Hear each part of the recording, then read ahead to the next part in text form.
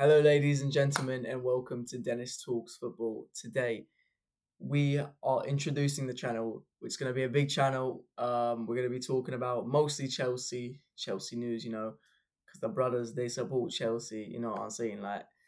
But we got transfer news, match analysis, watch-alongs, tactical views of the football, and everything all coming in this channel. And if you guys support and watch the weekly videos, it's going to be a great help. I'm hoping to create a good community here. It's gonna be a good time. People that love the sport, connect here to get football. Love the game, love everything about the game. It's gonna be a great time, and I'm excited for everyone to join up. Um, Without further ado, the first video of the channel is going to be Premier League predictions. Now I know but by the time that I'm recording this video that the Premier League has started match week 1 already, but I have made my predictions already, and I'm fairly confident in them. I'm excited to see how they're gonna turn out. But obviously, I do feel confident in the way that I'm able to assess the game and understand the metrics of the teams that are going to place. Understandably so. There's gonna be no bias in this. Obviously, that I feel like. Well, I'm not gonna spoil it for you, lot, because otherwise you won't want to watch the video. But I am fairly confident in what I'm able to produce as a prediction. So, without further ado, let's get that started. In 20th, I do have sorry by the way, but I don't have the pop-ups for this video because this is a low budget channel, and as we get more subscribers, then we are going to further grow the community. So in 20th, I do have Leeds. I know they did win today against Everton by the time I'm recording this on Monday, but it's a lucky penalty, to be honest, and I do think Everton will bounce back from that win because they got a good team. Grealish didn't play that today, but I feel like he's a baller. He's gonna get back to the Villa days, and it's gonna be a good product for them with NJ on the other side, and they got better up top, so not too bad, isn't it? Leeds. I'll just say the 3 relegation teams because I did at first think 3 up, 3 down, but I have Leeds, Wolves, and Burnley going down. But realistically, I mean, like Sunderland did impress me against West Ham on the weekend, but they did score like 2 headers from crosses, and the other goal was. I mean, I don't know, but it is a convincing victory for Sunderland's return to the Premier League after a long time, and I am confident that after what I saw on Saturday, that they will be able to produce. They will be able to stay up somewhat to what Leeds did a few years ago when they first came back up. But I don't think that Leeds will be able to reproduce the same levels or results of getting 3 points or even a draw match week in and out. So I'm not fairly confident in them. Wolves, obviously, they've lost almost everyone. They have got Strand Larson, but I mean, how is he going to fare without Cunha at the back? So Cunha, obviously, a very good, very, very bad departure for them. 70 odd million pounds for to Manchester United. Obviously, really good signing for Manchester United, but it is an interesting thought to think how Wolves could possibly stay up because I really don't. I personally predicted them to go down last year, and they were in the relegation zone for almost half the season until December. But the new manager did get the job done, and they were able to bring it back up to 15th or 16th, somewhere around there. I can't quite remember. But yeah, other than that, it's almost 3 up, 3 down. But I do have next Sunday, and I have them in not where do I have them? I have them in 17th. Yeah, I have them in 17th. I mean, I don't think they're gonna do numbers this season, as in like around mid table, like 10, 12, 15. I think they will be in a relegation battle still, but similar to what Tottenham were last year, where they were like 5, 6, 10 points clear. I don't think it will be 10 points, but I think it will be like 5, 6 points clear. where they're not really fighting to the final day, if that makes sense. Because if I was doing this before the West Ham game, I would be saying, wow, 3 up, 3 down, 3 years in a row. Is that fairly possible? I mean, but seeing what Sunderland are doing, they're coming out with a different energy. Shaka looks like, I mean, he looks good, but I really had my doubts. I thought, how is this man going to carry an entire team, But he does bring that experience from the Leverkusen team that didn't even lose a single game until the Europa League final. So I am, and what's it called, Indigra as well. These are players that you wouldn't necessarily are world beaters, but they all are players that will facilitate for the team, and I feel like they will be able to stay up. Next, I have Brentford.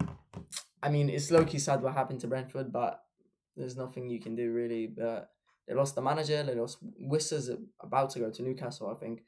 And Wemo played yesterday for Manchester United. Norgard went to Arsenal. It is kind of tricky not seeing Brentford in a relegation battle, but I still am confident in the team that they have been in the Premier League for a while now, that they do know somewhat what to do. Which is sad because I thought Brentford were going to be really good coming into this season without thinking that any of the players were going to leave. And Burma Wissa, they sold 60 GA right there between the two of them, 50 odd GA. They were both really good last season. I'm not really shocked to see them leave, but it is kind of a sad thing to see as soon as you have a strong team that's somewhat capable of going into the mid-table and staying in there. The big teams swoop up all the players with their money. So it's unfortunate, but I do think Brentford will not be as good as they were last season. And if not, they will be in a relegation fight. Next, I do have West Ham. Not really a convincing game against Sunderland. And what the manager, Graham Potter, said after the game, he said the goals changed the game. I mean, that might be the dumbest thing I've ever heard in my entire life. What is he saying? The goals change the game. I mean, how else are you going to change a game? What an idiot. I can't believe that Donny was our manager. Oh my God. Now, realistically, on paper, they actually have a really good squad, even without Kudus, like Poqueta. These are all like big names: Bowen, Fulkrug, Soler. These are all big names. That Wan-Bissaka is actually not even that bad. Emerson, not even that bad of a team. But what they put in on Saturday, what the hell was that? That was the worst thing I've ever seen in my goddamn life. They're playing a newly promoted team. I understand it's not at home, but really they were a little shaky last year too. So I'm not really too convinced on what they have to offer. Next I have Everton. I understand the hype around Everton. I've been seeing people putting them in the top 10. I really don't see that happening. They've been in a relegation fight for like the past 5 years. It seems like they always score on deadline. They saving the year, keeping their streak of being in the Premier League for 70 odd years. Don't really understand it, to be honest. It's not really built. They're not really a club built for success at the current moment. I mean, I understand Grealish, but I don't think like he's gonna do like hella numbers. Like he's gonna be good, but they don't really have that like, they lost Onana some years ago to Aston Villa. He was a crucial part of that team, and Pickford just lays on the ground every 5 seconds after he makes a save. So, I mean, they lost to Leeds today as well, so I'm not really too confident in what this team has to offer, but, I feel like 15 is not even that bad of a shout, Yeah, I think I'm good with that. Next, I got Bournemouth. Bournemouth now, it's a tricky one, man. They lost Hoyson, who was a really good player for them last year. Obviously, got shipped off to Madrid immediately after having a good season, which is what most teams do nowadays. Which is what I really don't understand.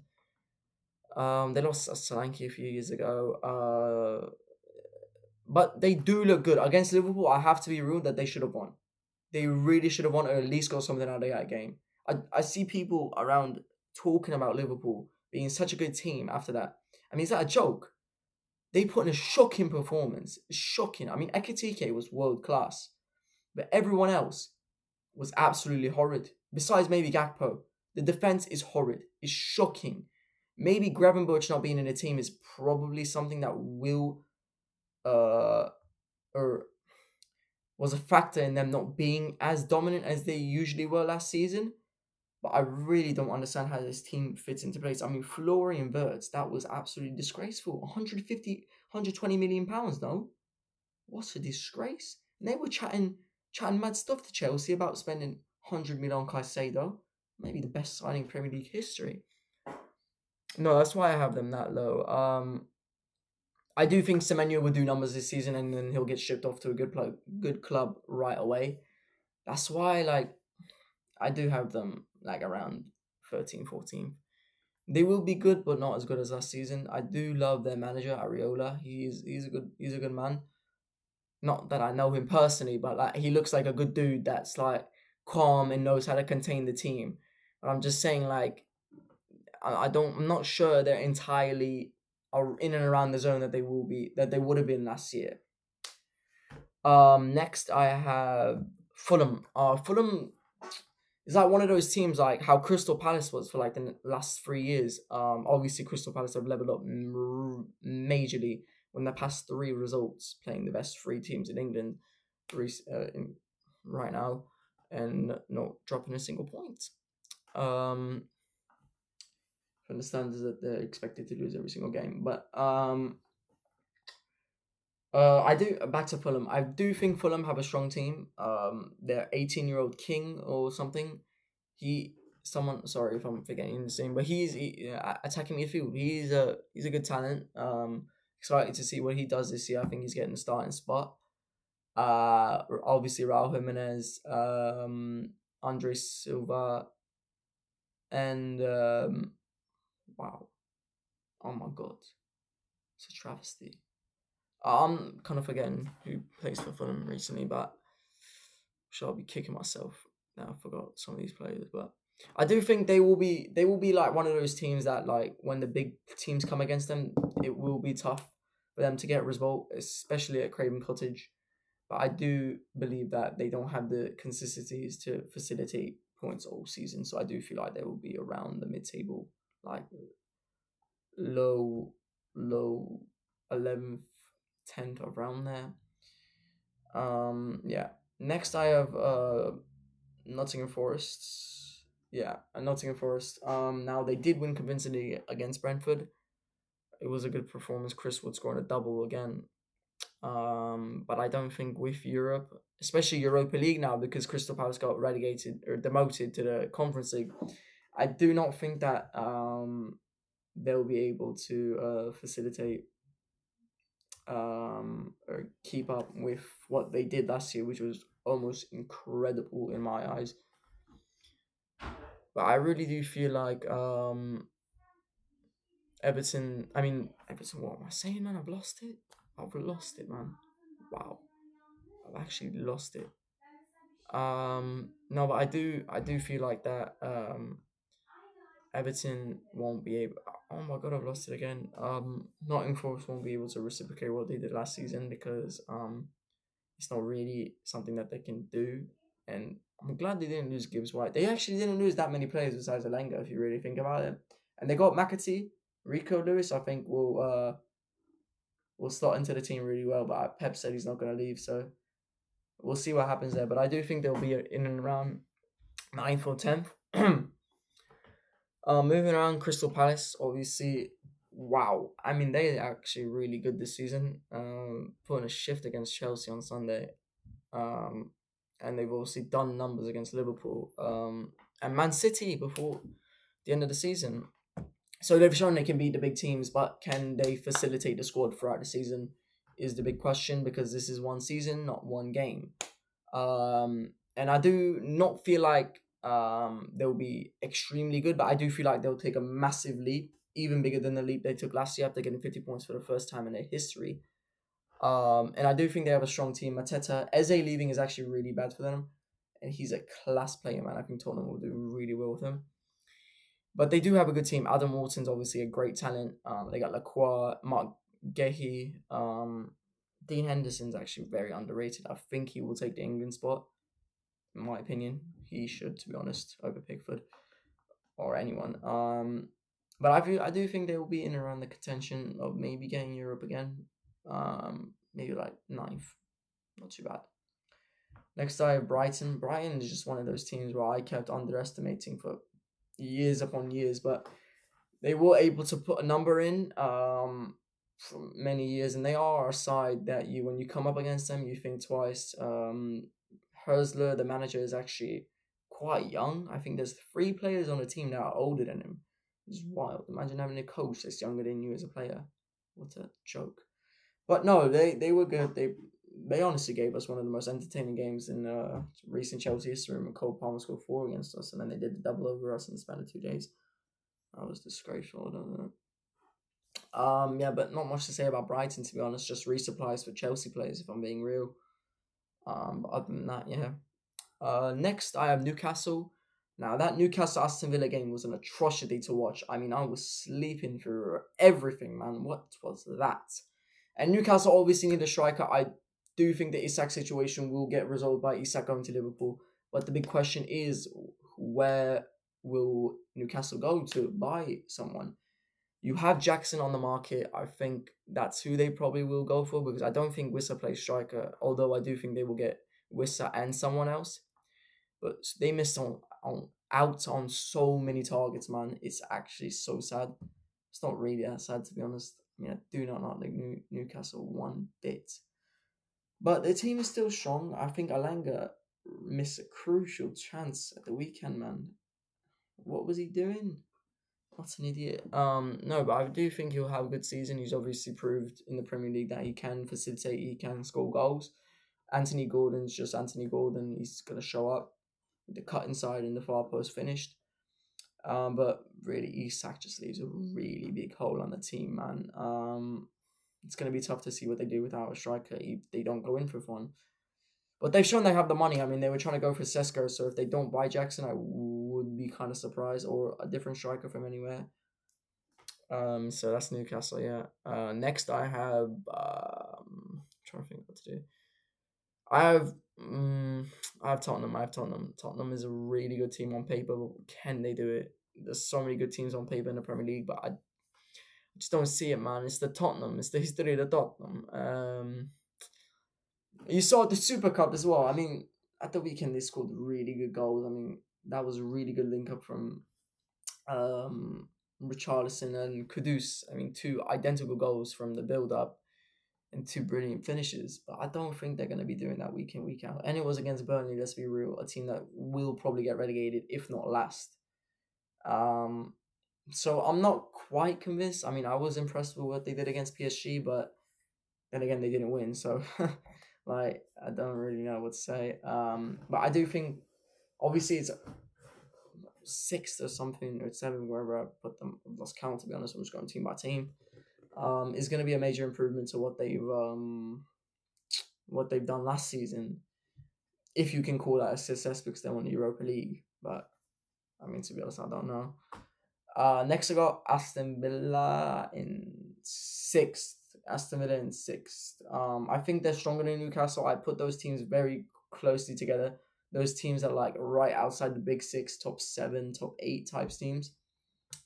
Yeah, I think Aston Villa will have another good year. I think they'll get back into the Europa League, or they might do really bad or average in the league, like mid-table around 8th, 9th, and win the Europa League. So it's honestly like a trade-off. I don't know what Unai Emery is going to do with the team. He could go either route. He could go with the Champions. He could go in the Europa League, or he can go in the Premier League, or he can try and split. But I don't think they have the squad to do that.